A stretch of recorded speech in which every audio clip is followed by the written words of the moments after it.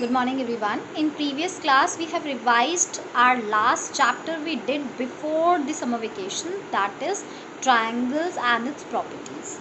In today's class we will start with our new chapter number 4, that is simple equations.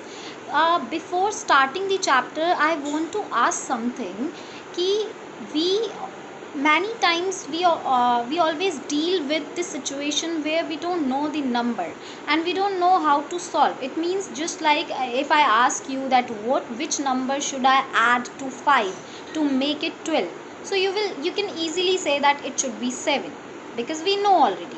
But what if I give you such a complex situation and you want to find that number in that situation, then how you would find that? I will say that which number should be multiplied and then be added to 5 to get a number, then it will be so complex for you. So for these type of situations where the expressions or the problem is so complex and then we need to find a number from that, so for that we use the simple equation or the equations where we can easily find that missing number or that number which we have to deal with. So we will start with the chapter simple equations.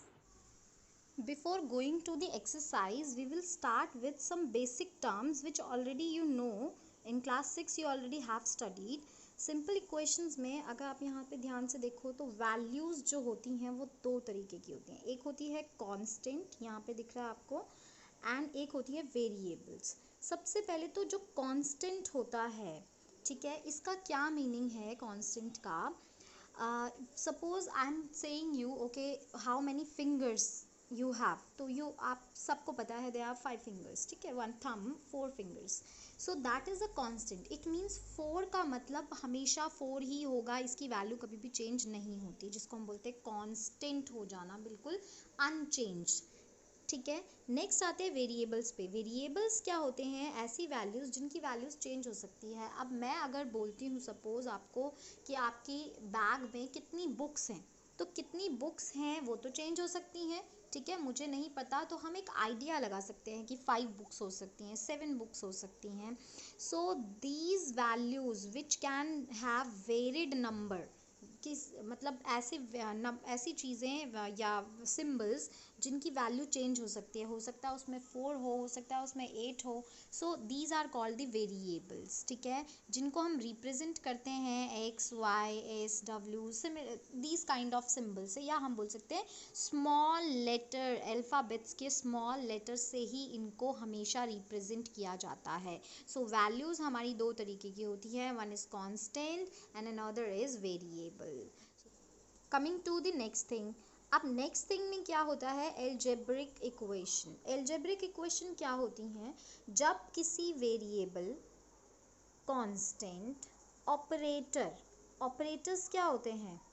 Operators होते हैं जैसे plus minus multiply divide, these are called the operators. So जब भी इन सबको हम combine करते हैं आपस में, मतलब जहाँ पे suppose I am writing 5 plus x minus 7 is equal to 6, तो इसका मतलब यहाँ पे एंड प्लस इक्वल टू का साइन भी होना चाहिए. जब ये सारी चीज़ें आपस में मिलती हैं, 4 things, variable, constant and operator and equal to का साइन, तो जब ये चारों चीज़ें आपस में कंबाइन होती हैं, मिलती हैं, तो हम उसको बोलते हैं कि वो एक एल्जेब्रिक इक्वेशन है. So we are studying basically algebraic equations.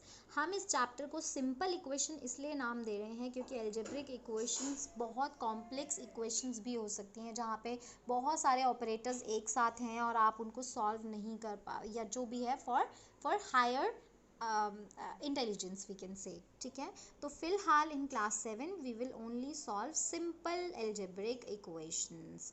So we will start with the exercise. Question number 1, second part. This is exercise 4.1. Question number 1. आपको ये टेबल फिलअप करनी है, ठीक है. तो फिलअप करने के लिए आप एक काम करना, इसमें बस येस एंड नो लिखना है ना, तो बुक में नहीं करोगे तो आप नोटबुक में ही, बट मैं आपको मेथड भी बता दूंगी आपको कैसे करना है। सिर्फ एट द एंड आपको येस या नो ज़रूर लिखना है। क्वेश्चन है complete the last column of the table. आपको यहाँ पे इक्वेशन दी हुई है, यहाँ पे वैल्यू दी हुई है, तो आपको बताना है say whether the equation is satisfied और नॉट। इसका मतलब क्या है कि अगर ये value x is equals to 3 है तो क्या ये इस इक्वेशन पे फिट बैठती है, क्या ये इक्वेशन को बिल्कुल सही बना देगी। अगर मैं बोलती हूँ कि x की वैल्यू 3 है तो इसका मतलब क्या हुआ, 3 प्लस 3, x की वैल्यू 3 है ना, तो x की जगह पे मैं 3 पुट करूँगी, so it will become 3 plus 3 6। क्या 6 0 के इक्वल हो सकता है, नो। सो इसका मतलब हम लिखेंगे कि no this equation is not satisfied. So this is how we will do this question, but we will not all do all the parts because these are the similar parts. We will do 3 questions today, so only few parts you will do. So I am doing second part. Second part में जो equation है that is x plus 3 is equals to 0. ठीक है, question number 1 second part. इसके अंदर value आपको given थी x is equals to 0। अब हम क्या करेंगे, लिखेंगे कैसे, पुटिंग दी वैल्यूज़। हमने क्या करी, वैल्यू को पुट किया है, क्योंकि x 0 के इक्वल है तो मैं चाहे x लिखूं या 0 लिखूं, बात तो एक ही होनी चाहिए। So I will put 0 in place of x, ठीक है, देन प्लस एंड देन 3 क्योंकि वैल्यू ऑलरेडी हमें गिवन है, इज इक्वल्स टू 0। अब 0 प्लस 3 कितना होता है, 3 होता है, and equal to 0। Is it possible, क्या 3 इक्वल है 0 के, no. What we will write, not true. Not true means not satisfied, so at the end we will write our answer no. okay, so this is how you will follow the steps clearly. So I will do another parts also and then you will do other parts. So I'm doing fifth part also. In this case also question is x minus 7 is equals to 1. ठीक है, ये question है आपके पास।